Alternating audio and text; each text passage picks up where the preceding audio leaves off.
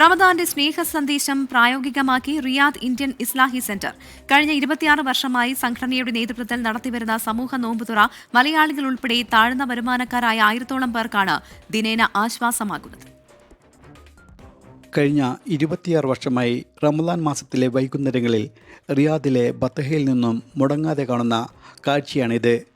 റമദാനിൻ്റെ പ്രധാന സന്ദേശങ്ങളിലൊന്നായ സഹജീവി സ്നേഹം ഊട്ടിയുറപ്പിച്ചുകൊണ്ട് സാധാരണക്കാരായ പ്രവാസികളെ ചേർത്തുപിടിച്ച് ഇന്ത്യൻ ഇസ്ലാഹി സെൻറ്റർ ഒരുക്കുന്ന നോമ്പുതുറയിൽ പങ്കെടുക്കുവാനും വിഭവസമൃദ്ധമായ ഇഫ്താർ കിറ്റുകൾ വാങ്ങി വീട്ടിലേക്ക് കൊണ്ടുപോകുവാനും 1000-ഓളം പേരാണ് ദിനേനെ ഇവിടെ എത്തുന്നത്.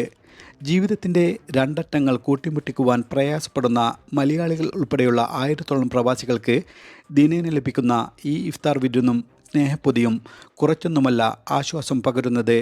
ഇസ്ലാമിക മതകാര്യ മന്ത്രാലയത്തിൻ്റെ അംഗീകാരത്തോടെ ബത്ഹ ദഅവ അവയർനെസ് സൊസൈറ്റിയുടെ സഹായത്തിലാണ് റിയാദ് ഇന്ത്യൻ ഇസ്ലാഹി സെൻറ്റർ ഈ പദ്ധതി നടപ്പിലാക്കി വരുന്നത്.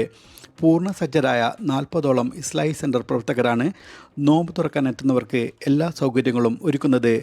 ആദ്യമെത്തുന്ന 300-ഓളം പേർക്ക് ഇസ്ലാഹി സെൻറ്ററിൻ്റെ വിശാലമായ ഓഡിറ്റോറിയത്തിലും ബാക്കിയുള്ളവർക്ക് ഇഫ്താർ കിറ്റുമായാണ് നോമ്പുതുറ വിഭവങ്ങൾ വിതരണം ചെയ്യുന്നത്.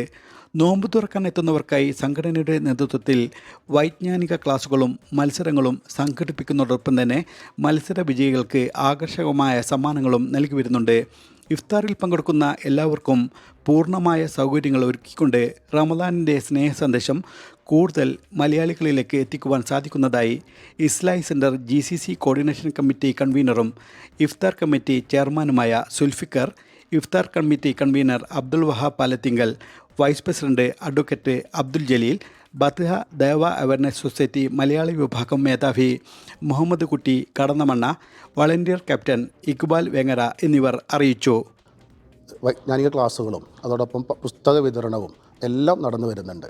ബത്തയിലെ ഏറ്റവും സാധാരണക്കാരായ മലയാളികൾക്ക് ഷോപ്പുകളിലും മറ്റും ജോലി ചെയ്യുന്ന ഏറ്റവും സാധാരണക്കാരായ ആളുകൾക്ക് ഏറ്റവും ഉപകാരപ്രദം നടക്കുന്ന അതിൽ തന്നെ ഏക ഇഫ്താർ കൂടിയാണ് ഈ ജനകീയ ഇഫ്താർ. ഇസ്മായിൽ പയ്യോളി, 24 റിയാദ്.